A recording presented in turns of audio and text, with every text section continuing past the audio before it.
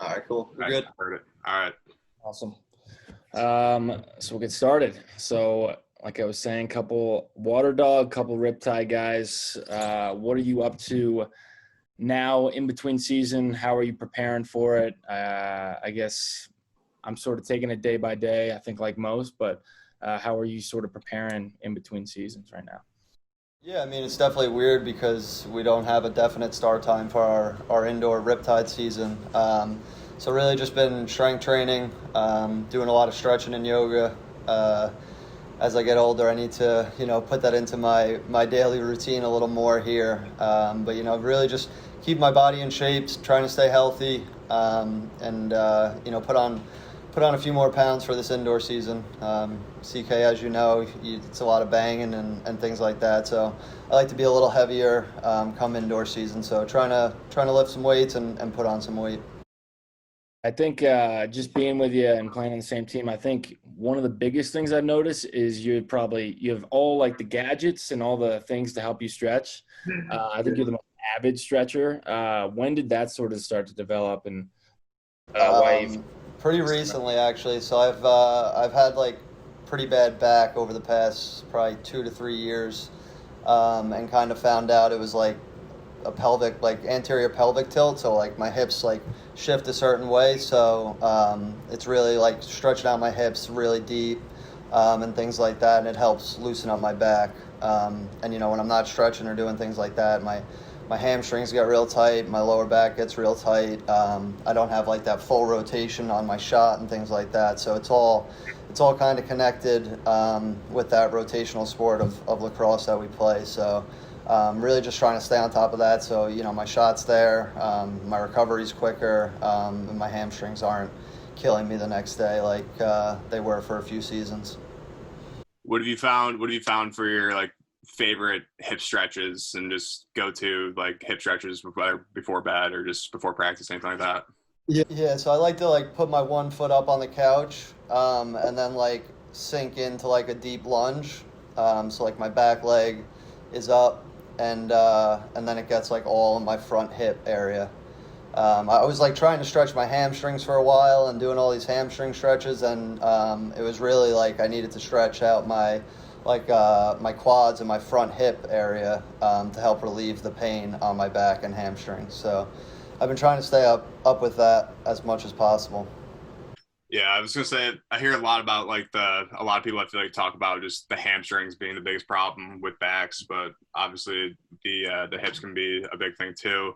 And you mentioned needing to add a lot of yoga into your daily routines lately, and I listened to your podcast with the Riptide this morning and heard you talking about yoga back in April too. So how long have you been messing around with yoga, and how's that been going through Corona? Yeah. So that's been about like a year or two now. As you start to get older and you play both indoor and outdoor for multiple years, your body really starts to take a beating, and the recovery isn't as quick as when you were younger.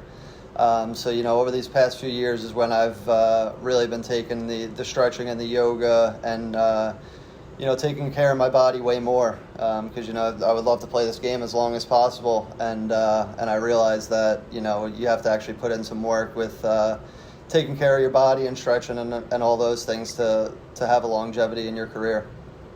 No doubt, 100%. Like growing up, did you have any injuries, middle school, high school, college that you sort of dealt with? Or? No, it's actually pretty crazy. I've been very injury free, besides for a few pulls and, hamstrings and things like that, but, roll the ankle. But other than that, it's, I haven't had any I guess I had a surgery this past year with the riptide on my thumb. I tore a ligament in there, but other than that, I've been pretty lucky and injury free. Would you credit that to just based off genetics, or have you been sort of like lifting and working out since when you're young? I mean, I've been doing all that for a while, but I would just say it's luck. Honestly, I feel like these guys that get injured a lot and they're injury prone, I feel like they just have bad luck. Honestly, if a play goes wrong and something just you get unlucky and you got an ACL or whatever it is, I think I've just stayed pretty lucky in that area. That's huge. So I guess getting into your lifting, and how has that sort of progressed? I guess just from the standpoint, I love hearing about it from people is just, and you're a guy who's played both indoor and outdoor. How does your workouts change for that sort of fast-paced physical game versus like the long strides, I guess, outdoor game? Does it change? Not really. I try to keep it pretty consistent with my workouts. Lifting weights, making sure I'm doing sprints, and things like that. But for the most part, all year round, it stays pretty consistent. After each season, I like to take, a week or two off, really let the body heal and recover, and then get right back into it. But like I said, speed, strength, training, lifting weights. I feel like as an athlete, you got to do all of them. You can't just, strength train. You got to be able to do speed and agility, and then have that endurance factor in there as well. How have you been doing with just the speed or the speed stuff, but more so like the lifting and like high intensity stuff for strength? How have you been doing with that stuff through Corona with just limited access to gyms? What have you been kind of doing with that stuff? Yeah, it definitely was tough in the beginning. I didn't have any weights or anything, and I'm living in the city with my fiance, so we have a small apartment that we're living in.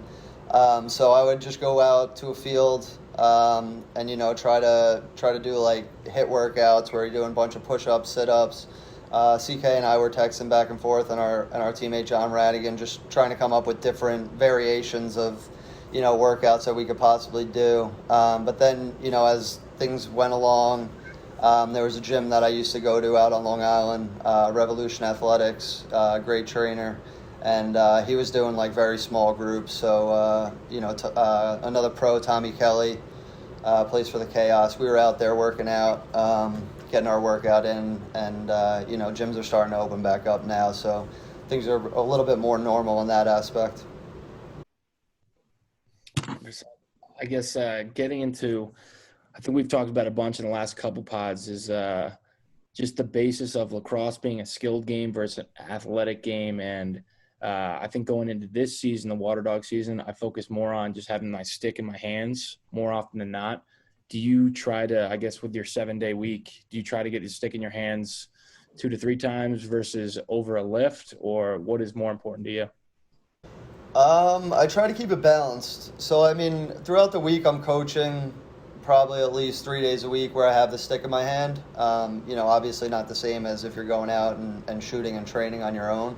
But I try to stay after my practices that I'm coaching and try to get my reps in. So I would say I probably pick up my stick, 3 to 4 times a week, and then lifts are about the same, 3 to 4 times a week as well, depending on how much time and things I have. But for the most part, I try to get it both in 3 to 4 times a week. Have you ever experimented with like, hey, maybe I played this game, I played really good and I didn't have my stick for 2 weeks, or yeah. So I have, I definitely have before, and it's funny because some of my best games, I for some reason didn't pick up my stick all week, and I had a great game, but then I've like tried that again before, other weeks, and it's been a pretty bad game. So I try to just stay consistent, good game, bad game. Try not to let it get to my head too much on if I should do more or less. I think, shooting more is probably always the best bet there. But, I've had good games and bad games, picking up my stick a lot and then not picking up my stick so much. So going back to kind of your beginnings of playing the sport and growing up, I heard you mention you were always a big basketball player as well in high school. What was kind of your earliest experience with lacrosse, and when did you kind of pick it up, and why did you kind of do that, and just how did you kind of balance lacrosse and basketball through high school up until college when you decided to stick with lacrosse? Yeah, so I can't even remember the first time I picked up a stick. My dad, he played in high school. He went on to play soccer in college, but growing up on Long Island, it's very big at a young age. So I remember I went. The town that I lived in actually didn't have it in kindergarten, so I went to the town over from me, and I started playing organized lacrosse in kindergarten. And then, as I was growing up, I was, playing basketball, soccer, football. You then got to high school and just wanted to, keep it to 2 sports and have 1 season off. So I just stuck with basketball and lacrosse. And, I was just better at lacrosse. So that's kind of what drew me into the college scene and, kind of just took off with it from there. What was when you were balancing both, how serious were you about basketball? How much time were you putting into basketball in the off season? Were you kind of keeping your stick in your hands while playing basketball, just focusing on lacrosse most of the year? What was your split kind of like with that? Yeah. So, I would play, I was playing AAU basketball growing up, so I was pretty involved in it. But lacrosse for me kind of always came first. I think outside of, actually playing with a team. Basketball, I would really play with my friends, and lacrosse, I would actually train on my own. So I was always taking lacrosse a lot more serious than basketball. Basketball was just something that was always fun for me, but lacrosse was something that I knew that I really wanted to pursue, at the next level, in Division I level. And then with that, what would you say, if any, just kind of benefits going from lacrosse to basketball, or basketball to lacrosse? Just any similarities between the two, or anything that stuck out that you had to kind of work on to get ready for lacrosse after basketball, but any positives you got from the two? Yeah, I think, just staying in physical shape for sure. Basketball, it's a lot of up and down, a lot of running. And then I think, a lot of the movements and the motion of offense is very similar to at least the indoor game. But there's a lot of similarities in the outdoor game as well. You run a lot of 2-man game and, give and goes, passing and cutting. But the thing that I think that helped me in basketball was you have to play defense too. So you're working on some lateral speed, backpedaling, things like that. So I think, just playing both ends of the floor in basketball is just good as a young athlete for sure, because you have to work on not just running straight forward and not just playing offense or not just playing defense. You're on both ends of the floor. So I think that's a great thing about basketball. Definitely, yeah. I want to get in the box game a little bit, but going playing basketball and lacrosse and thinking about just there's so many great athletes that are now in the pros that you played in college, and then their skill level sort of picks up when they have their stick in their hands a ton, especially in college, like yourself going to St. John's and just exploding and now being an awesome player in the PLL. When did you sort of figure out, maybe it was in high school or even college, you started to learn the game more and you started to pick up on moves and tendencies and be like, wow, I can do this, or this actually works in that game? When did you become more of a student of the game? Yeah, I think mainly my senior year of high school. That's kind of when my game took off to the next level. I think we had a real good team actually my senior year. We had a lot of good players that committed to good places. So I think it was just playing with them, and then going versus Mike Pellegrino, who played at Hopkins, had a few years in the MLL. He was always guarding me at practice. We went to high school together. So, just going versus him every single day definitely made me a better player. And then going into college, Division I, my first year as a freshman, and I'm starting, it was a little bit of a shell shock, and the game was a lot faster. So, after my freshman year, things actually started to slow down for me. We started watching more and more film as you get to college. So being able to watch yourself play definitely helps a lot too.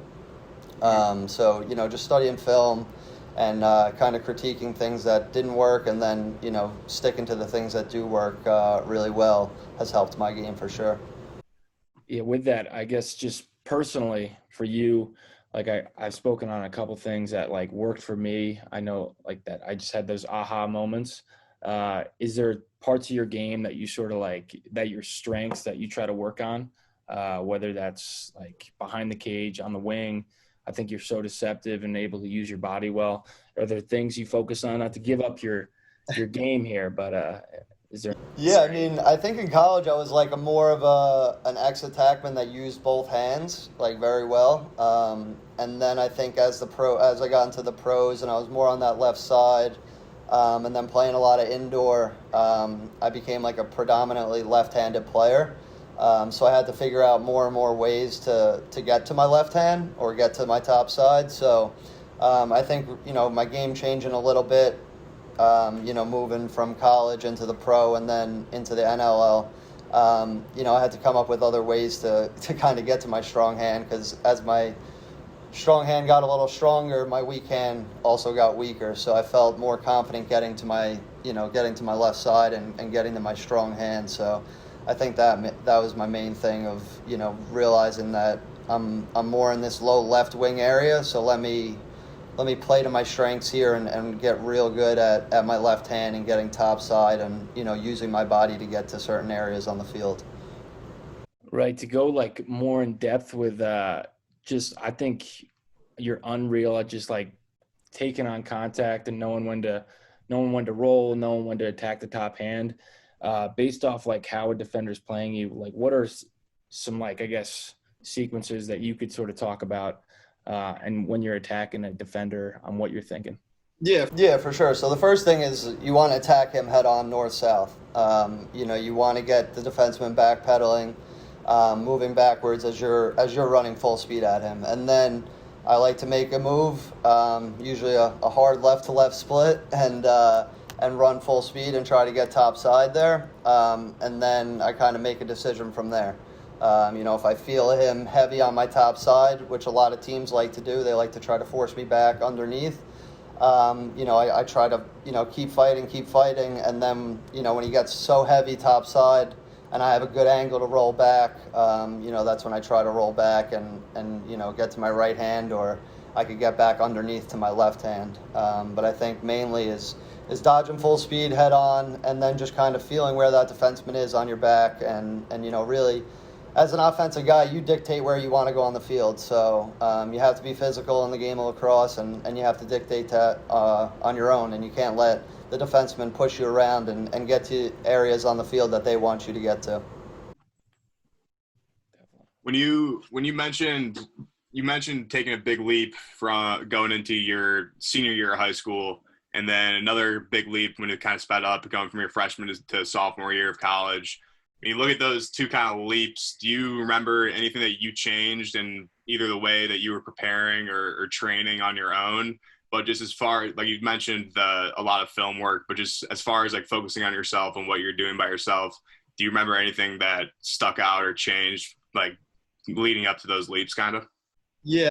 I think in high school for me it was starting to lift weights. I started probably lifting weights around 10th grade, and then really progressing and really lifting more and more after that. But I was a late bloomer in high school, so all these guys were a lot bigger than me, a lot stronger than me. And then as I started to develop and lift more weights, I think that's what really got me to take my game to the next level. Because I always felt like my stick skills were there, and my IQ and my vision and my lacrosse abilities were there. But I think just putting a little bit more size on and not being such a complete string bean, helped me out to progress my game. Definitely. I think that's a huge part for you, I guess, going in with that. How was your recruiting process? Obviously, St. John's not a prominent school, but obviously you put them on the map, I'd say. And obviously you wouldn't want to change anything as of right now. But, like, how was your recruiting process go, and how did it work out for you? Yeah. So for me, I did everything that I could possibly do. You go to top 205, peak 200, all those recruiting camps when we were growing up. Playing the tournaments. And things like that, but the high Division I offers just weren't there, and obviously that was my dreams to go play high Division I and win a national championship like you boys. But I had St. John's, I had Sacred Heart, I had Robert Morris, were like my top 3 Division I schools. And then, I had a bunch of Division II schools that were, here on Long Island where I grew up. But I really wanted to focus on Division I. I wanted to, try to play at the top level. And then St. John's was in the Big East, and they really sold me on, playing teams like at the time Syracuse and Notre Dame and Georgetown and Denver. So I wanted to play versus the best and try to elevate my game. So I think that was probably the main selling point. And then I didn't really have many other offers. So I was very happy with my decision. After my 4 years there, had some great friend trips, great memories, some great wins. But a national championship would have been real nice. But there's always some pros and cons that come out of it, and I wouldn't trade anything in the world because I had a great time at St. John's. Yeah, you mentioned your goal being to win a national championship and not getting that, but a lot of pros and cons still. How would you define success based on your time in college without the words, winning a championship? Yeah, I mean, I think from when I got there to when I left, or I should say from the year that, my whole class got there to the year my whole class left, because there were a lot of good players that came in my year that we all, we worked real hard to get. I think we were at one point ranked top 10 or number 10 in the country. We made the Big East championship. We beat Notre Dame 2 times. So I think things like that, accomplishing things that St. John's has never accomplished before, could measure some of the success while I was there. And then with St. John's being a little bit of a smaller school, probably not pumping out as many pro players as, say, a Maryland, when did you realize that you were one of the best players in the country, whether or not you were at St. John's, and start to realize that you could and wanted to pursue playing professionally? I'd probably say it was like end of my sophomore year. We made the Big East tournament, and we were the 4 seed, and we were going versus Notre Dame, who was the 1 seed, and we upset them 8-7, and we made it to the championship. But I was in like an interview after that, and one of the guys was like, yeah, like, had a real good season, like you just did great versus Notre Dame, like you have any thoughts of like ever transferring? And I was just like, wait a minute, like still got another game to play and the rest of my career here. But I think, like that year I got honorable mention All-American, so it was kind of like an eye-opening experience for me, because freshman year I played, I contributed, but I didn't have like a standout year like I did in my sophomore season. You mentioned the guy asking you if you ever thought about transferring. You never transferred, but did that ever go through your head, and why did you ultimately decide to stick with St. John's? After he said that to me, I thought about it for a second, but I love the coaching staff there. I made great friends while I was there. I had a great experience the whole time, so it was never really a thought in my mind, and the grass isn't always greener. So I was happy where I was. I was playing, I was having fun, and so I think those are the main things that matter when you're at school. Yeah. So I guess going back to, if you were to tell yourself, like when you were 13 or 14, like on the come up, when lacrosse started to become more prominent of the sport you tried to pursue, like what would you tell yourself now, knowing the things like lifting, like skill stuff, like the mentality of lacrosse? What would you tell yourself as a kid? I think growing up I had a pretty good work ethic. And I worked pretty hard in developing my game. But the thing that I preach to the kids that I coach now is like every kid that plays lacrosse goes to lacrosse practice. So if you just show up to lacrosse practice, you're doing the bare minimum as a lacrosse player. So what I always preach is you gotta go home and you gotta put in the work when no one else is watching, because every single kid in the country that is playing lacrosse right now goes to practice. All right, so if you just show up to practice and you think you're working hard at practice, I bet you that's not going to be enough if you want to make it to the next level. So I think the number one thing is you have to put in the work on your own when no one's watching, and you have to put in a lot of hours of work on your own. I think any guy that has made it to the professional level understands that and has done that in their past. Obviously, we're good athletes and we're skilled players, but if you don't put in the work, then you're not going to make it in to the top of the game. When you personally learned that and realized how important or the payoff that can come with putting that extra work in outside of practice, was there any coaches, your dad, that kind of really instilled that in you, whether it be someone that was a huge mentor to you and you wanted to be like them and saw them working hard, or just someone that told you, kind of showed you the way, but just any mentors or anyone you emulated growing up? Yeah, I think for sure my dad. He was always in the backyard with me growing up, having a catch with me, doing all those things. But I think the main thing is that I always had fun doing it. So, for me, it was never like, oh, man, I got to go in the backyard and shoot a bunch of shots. Like, it was like, oh, nice. Like, when I get home from school, like, I'm going to go in the backyard and shoot a bunch of shots. So I think for me, it was always about having fun with it. And I just understood at a young age because of my dad that, you had to put in the extra work to be successful. No doubt. Was there people that you went into the backyard and tried to emulate? Did you look up to any people? Did you follow anybody lacrosse-wise? Yeah. I mean, it was definitely the Pals growing up for me. I played with Casey a few years in Florida, and it was funny. I still have like a lacrosse ball that he signed when I went to his camp when I was a little guy. So it was definitely the Powell brothers that I was, always trying to be like and emulate in the backyard for sure. When you were looking up to the Powells growing up and then got the chance to play with them, was there anything surprising about their work ethic or what they'd done in the past, or anything you learned from them and added to your routines or habits that, it was working well for them, so you wanted to try it out for yourself? I think the main thing that I learned from Casey is just his love for the game. He was 40 years old and won MVP of the league. And every single time he was just so happy to be out on the field.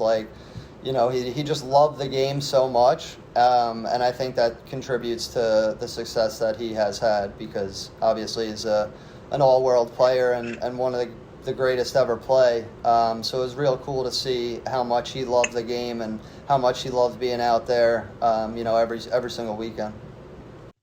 Was there anything that he was doing out of the ordinary to keep his body right or anything like that? You mentioned MVP at 40. Probably don't hear that too often in any sport.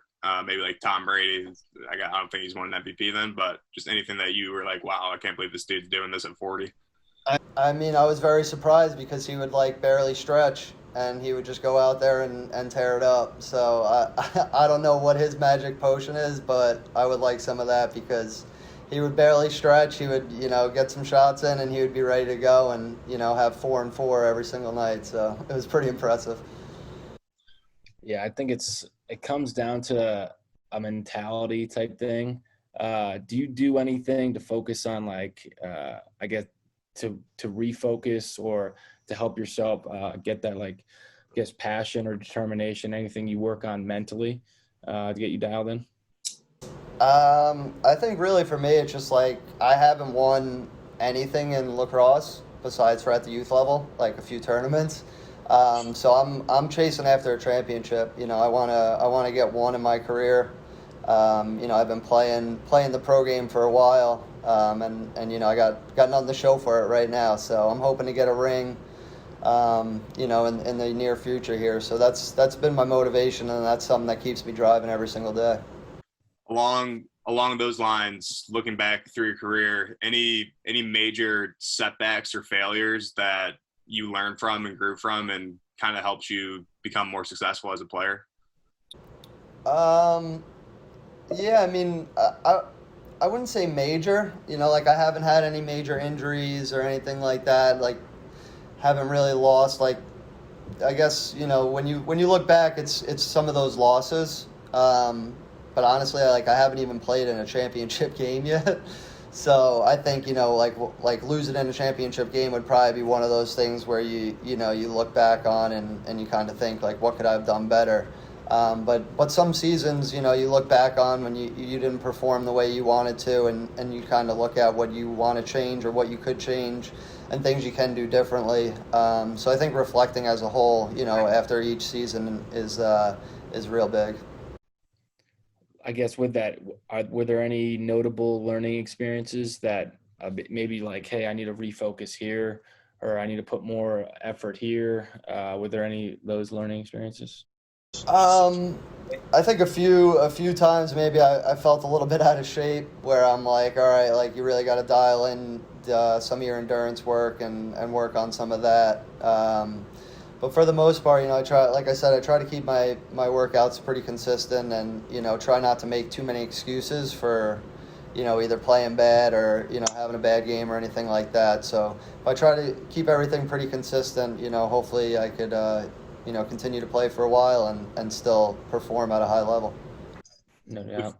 With that, sorry, Connor, with just getting your performance to the highest level, working on your endurance, have you always been, or are you serious about what you're putting into your body as far as nutrition? And if so, when did that start? Yeah, I've always been pretty conscientious of that. I would say, in college you could kind of get away with eating a little bit of whatever you want, but for the most part, I still ate pretty healthy. I always just kind of stayed away from fast food, and things like that. So I don't have like a crazy strict diet that I like make sure I follow, but I make sure that, I eat healthy throughout the day and, I'm getting my fruits and vegetables in and, not eating fast food and not drinking soda and things like that. So, no real rhyme or reason to it, but just making sure I put healthy things into my body. Is there anything that you want to experiment with, whether that's a diet, workout plan, or anything like that going forward? So I did try the no meat for a little while. A little bit of, I wouldn't say it was fully vegan because I would still have like some cheese and stuff like that, but I did the no meat for a little while. For me, I didn't really see much of a difference in anything, and I kind of like my steaks and my chicken, so I went back to eating that. But no, not really in the future. I don't really plan on changing much. I kind of feel like I have a pretty healthy diet right now, and I like the way my body feels. So when you cut meat out, did you feel like any negatives or anything? Did you have any like energy issues or anything like that, or why'd you go back to meat besides liking meat? There wasn't really much of a change. I didn't really notice anything. I think like my energy might have went up a little bit because I was like eating way more carbs. Like I was like taking down like way more rice and pasta and things like that. But I think as an athlete, you kind of have to have a well-balanced diet where you have your meat, you have your carbs, you have your fats, and you get all those in. I think that's the way my body works the best, and I know it's different for everyone. So it's kind of trial and error and what you think works best for you. Completely agree. And I guess for kids listening and asking like questions, are there any bad recommendations you hear in lacrosse, whether that's on or off the field, that like kids hear and they're like, oh, that they continue to do it? Are there any bad things? I don't know if it's the kids or the coaches or parents, but like you see more and more of these kids just playing one sport and not being multi-sport athletes, and I think that's hurting a lot of these kids. Like I said earlier with the basketball, like you learn how to play defense, you learn how to run the pick and roll, you stay in shape, you're doing different cuts and different movements all over the field or all over the court. And I think that, if you're doing just one sport, you're doing those same exact cuts, you're doing those same exact drills, and I think you're a higher risk to getting injured, and you're not developing as a full athlete. And I think whatever sport it is besides lacrosse, or I think being a multi-sport athlete will only help your lacrosse game, or only help your basketball game, or only help your football game, whatever it is that you're playing. There's like golf or baseball with the hand-eye coordination and things like that. It only helps in lacrosse as well. So I think being a multi-sport athlete is a huge thing that, I think a lot of us players try to preach because that's what we did growing up. So I think that would probably be the main thing I would tell kids. Yeah, we've definitely heard that a lot. As far as lacrosse being a balance of like skill and athleticism, and kind of trying to allocate what you're putting in to those things, how much do you think lacrosse is like on a scale, like if 50-50 is just, half skill, half athleticism? What do you think lacrosse, where do you think lacrosse falls on that scale? I think it's different, obviously, for the indoor game and the outdoor game. I think the indoor game is more skill than athleticism, and honestly, I think the outdoor game is progressing in that way as well. I don't think you really see the downhill, north-south, big midi dodges as much as you did probably 8 to 10 years ago. So I would say probably, outdoor game is probably about 60-40 skill to athleticism. And then indoor is probably like 75 to 25 skill being higher in the indoor game. And when did you start playing the indoor game? So this will be my 5th season now, going into my 5th season. So you didn't play at all, like, growing up? No, I didn't have any experience. When I was growing up, we played indoor, 6x6 with a normal goalie in the net, and it was no box rules. It was just, in outdoor lacrosse in an indoor facility because it was snowing outside. And then since you started picking up the indoor game, how have you felt, if you felt the benefit, but how have you felt that benefited the outdoor game? Yeah, I mean, definitely, keeping the stick in your hand at a game speed all year round. But for me, I think it just slowed everything down. When you're in tight corners in that indoor game, it's very fast game, and you have to make very quick decisions and be precise with them. And then I think when I went to the outdoor game, you have the big field and more space, so it kind of slowed everything down even more so. So I think that was the main thing of playing the indoor game. So if you're growing up, the indoor game and the outdoor game are pretty similar in like collegiately. Which sport, which indoor or outdoor are you choosing? So did I play both of them growing up?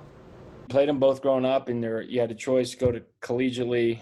You can win a national championship in indoor or an outdoor. Which route are you going to take, just based off the sport purely?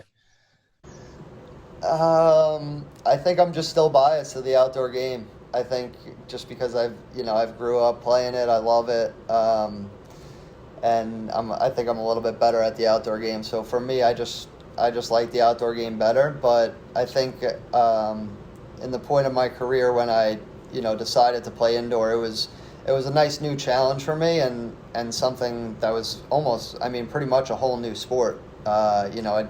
CK, going out there, you don't know anything. Like you don't know, like running out on the floor the first game, even with a few practices and a few scrimmages under your belt, you have no clue what's going on. So I think it was, right. It was just a real cool experience, a new experience, and something exciting while still playing lacrosse. Just talking about the indoor and outdoor, the landscape between just being a professional, I think there's pros and cons to both leagues. What would you say that you love about both leagues? What do they bring to the table? The indoor, definitely like that, playing in an arena with you go to some of these arenas that have 15,000 fans, and music's playing while you're playing, and they're right there on the boards, and that whole atmosphere I think is really cool playing indoor, and something that playing outdoor we didn't really experience that much. And then the outdoor, obviously with the PLL, they do a great job of media and things like that. But being able to play on NBC and on the main stage has been awesome. I have coaches and friends that I haven't talked to in a pretty long time, reaching out to me saying, hey, nice game, saw you play this past weekend. So I think the exposure that we're getting in the PLL has been pretty cool. What was the hardest thing to pick up going to the indoor game? The most surprising difficulty that you faced? Definitely shooting. It's very hard to score that ball. Such a big goalie with all that equipment on in a small net has been difficult. But then I would also say just the motion offense. setting picks and moving off ball is something that, I'm not really used to, especially, even in the outdoor game, that like moving around and things like that. So sometimes in the indoor game, you feel like you're just running around like a chicken with its head cut off. But getting that motion down in the indoor game is something that, I'm still learning to this day. So definitely that for the most part. You mentioned watching a lot of film of yourself in the outdoor game. Have you watched a lot of film of yourself in the indoor game too? For the most part, in the beginning, I was trying to watch other players, so I could actually really learn the game and develop as a player. And then as, I started to develop a little more and more, I would watch myself and kind of discover things that I should never do again, and then other things that worked for me that I could continue to do within my game. So I think, in the beginning it was watching other people play and learning the game, and then, as I started to develop more and more, it was critiquing my own game. Any specific that you remember sticking out where it was like, I should definitely never do that again? Yeah, actually my first game ever playing, I like dove across the crease and just completely like took out the goalie, and then turned around and there were three guys like trying to beat me up. So after that I realized when I dive, you should dive across the crease and not land in the goalie, because that's a big no-no. Written rules. Didn't drop the Mets. He's dropped them. No, I actually did have to drop them there, but it kind of just went to the ground after that. It wasn't really much of a fight there. What do you have under your belt nowadays? 2? 3, but one where we actually were like, you want to go, and we like dropped the gloves, took off our helmet, and like actually score up. And then the other 2 were just kind of, jersey pulling and trying to rip off the helmets. And then it kind of just goes to the ground, or the refs break it up. You and Withers too. Withers. I don't want anything to do with Withers. Teammates. Withers would beat my ass. So I guess going to talking about the landscape of lacrosse and you growing it, obviously being a part of the Rush program in Long Island. I've coached a bunch of them. They're awesome players. How do you see the game changing just from when you were growing up versus now? And where do you see it in, I guess, when they're possibly a professional, like 15 years? I think the skill level has went, through the roof. I see some of these kids in like 5th grade, doing, some of the moves that like Lyle's doing, like these behind the backs and shovel passes and, all these things. And I'm like, I could barely still do that at a professional level. So I think the skill that some of these kids that are coming up have, and the creativity that they're playing with is pretty cool. So if it continues to grow that way, it's going to be a real fun game to watch in the next 20 years. If you imagine lacrosse in 10 years, best case scenario for the sport, whatever that may be in your head, I guess, A, what would that kind of look like for you? And B, if you had a magic wand with unlimited resources to try kind of get it to that point, plant the seed, what would you do? I think first, obviously, filling out football stadiums would be my vision of what the game should be like and where it should go, like every Saturday, professional game going on.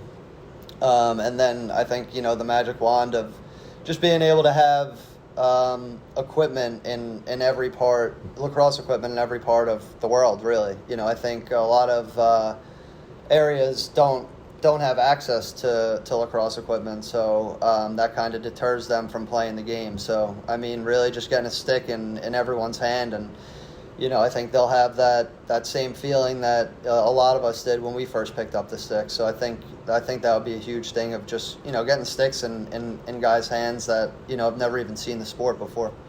Yeah, I heard you talking when I was listening to your Riptide thing this morning. I heard you talking about getting some sticks in hands and growing the game a little bit with some kids in the Manhattan area that had never played. What's been your experience with that stuff? How did you were you in like the PE program there and we're like, all right, we should add lacrosse to the curriculum? Just what was that process like for you to start introducing the sport to kids?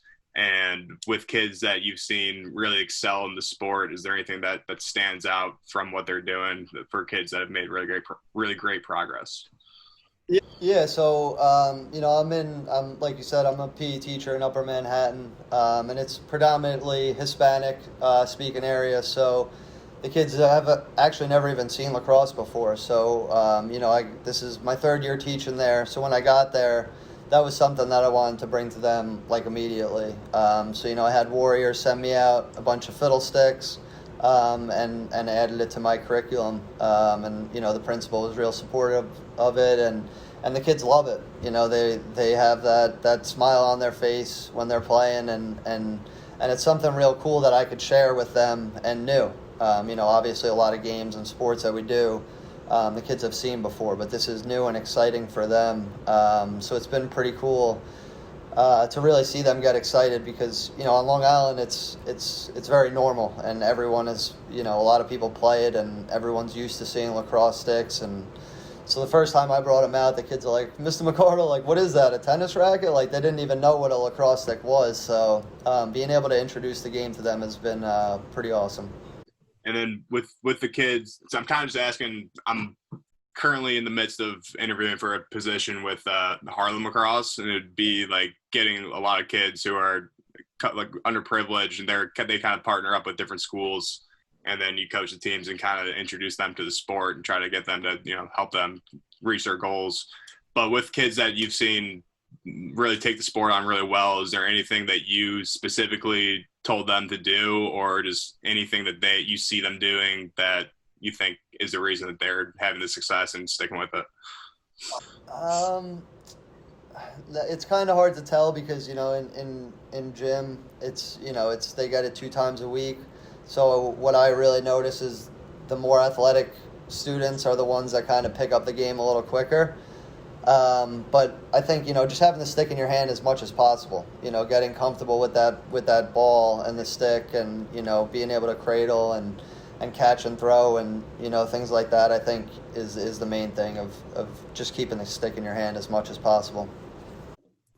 Yeah. And I think a good segue is just like, I think this summer has been the most I've been educated on just the inclusion and the diversity of the sport that we're trying to focus on, being a predominantly white sport. And I think growing up for me personally, I never really acknowledged it or noticed it and tried to make it a difference. But obviously after this summer of speaking with Jules, guys like Ty Warner and them making that alliance and making us more aware in towards it, just including Black athletes and people of different races. And I think that's what's going to be great for this sport. So I guess in your experience, how have you sort of been a great teammate to possibly another Black athlete or helped this sport grow and be more diverse?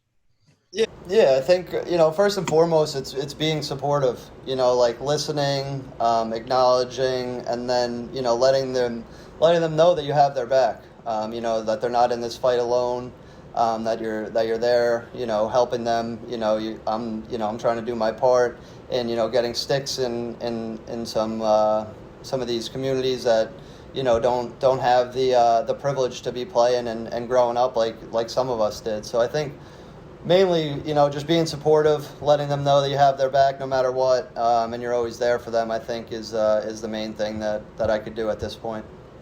Yeah, 100%. It's going to be huge for our growth as a sport. So it's definitely a key part. I guess we'll start to wrap up here. In terms of, I think COVID has been a crazy situation. How have sort of like maybe what social media accounts have you extracted the most from? What have you learned during COVID? What have been some bright spots that you've sort of focused on during this time? Let's see. I think really just taking a step back and and enjoying like life really. I think pre-COVID, it was, from indoor to outdoor, training, coaching, teaching, like it was always on the go. Like I would teach all week, I would work out all week, I would shoot all week, fly out on a Friday, play on a Saturday, fly home Sunday, and then I would, coach pretty much all day on Sunday with my rush program, and then, wake up on Monday and do the same thing over.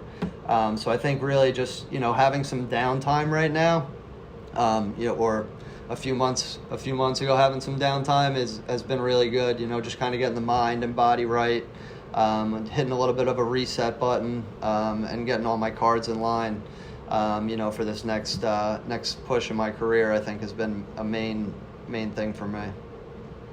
Do you see yourself kind of sticking with that after Corona? So say things go back to normal next summer, and are you still do you see the value in kind of giving yourself some of that personal time to really reflect and just taking the moment? Is that something you plan on kind of implementing a little more and taking some time for yourself going forward? I would like to. I don't know if it's possible. With all the stuff I have going on, I don't want to put any of those things down. I love to coach, I love to play, and I love to teach. So, I'll take my time when my playing career's over, and I'll have some weekends free. But for the most part, right now, it's full force ahead.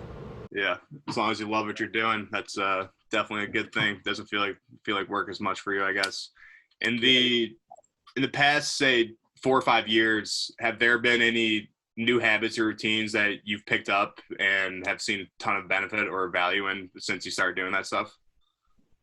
I think like we talked about earlier, the yoga, and really taking care of your body. I used to be able to wake up on a Sunday and not feel sore. And now, fast forward a few years and I wake up on Sunday and I'm pretty banged up. So I think really just taking care of the body, eating right, training right, and, stretching and doing all those things have been a main part in hopefully keeping my career going long term. Yeah. Are you a reader? No. I want to be. I just whenever I sit down, my mind just starts wandering, and it's never how I envision it going. What about like podcasts or anything like that? I mean, the question is like just if you just your most influential book and what you learned from it, or a book that you would gift the most. So I guess along those lines, just any movie, podcast, book, just anything that you took a ton of value from and would either suggest someone else to listen or watch, and just what would the lesson be there?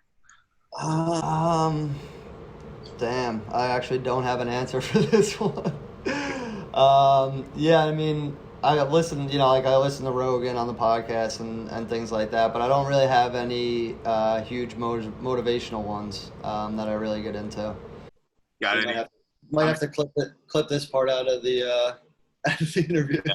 No, that's all right. It's natural. These things happen. I'm a huge Rogan guy. Sometimes I joke that Joe Rogan is like my pseudo father.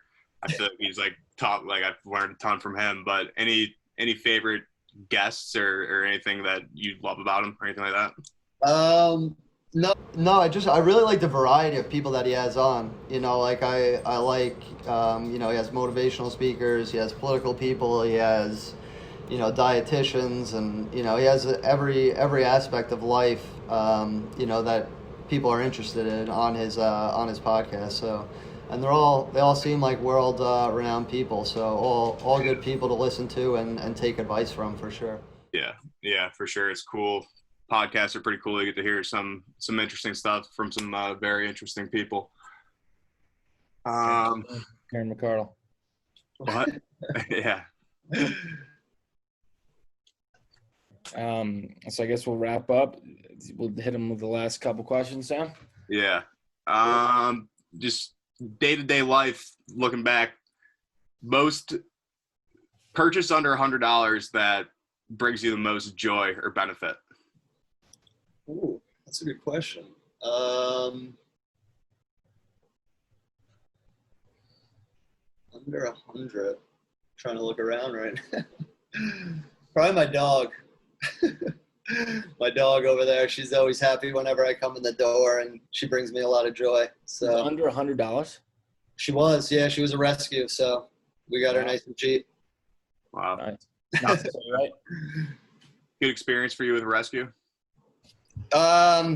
Somewhat. A lot of vet bills. I was gonna say I've heard some like iffy experiences. Yeah, she's got like a lot of different like problems, or smaller problems, but it always costs a lot at the vet, so that's never fun. Yeah. All right, and then I guess Connor, you had billboard besides billboard, you're thinking? That's it. So you think? All right, Kieran, if you could put something on a billboard for billions of people to see every single day besides a picture of your dog, what would you put on there?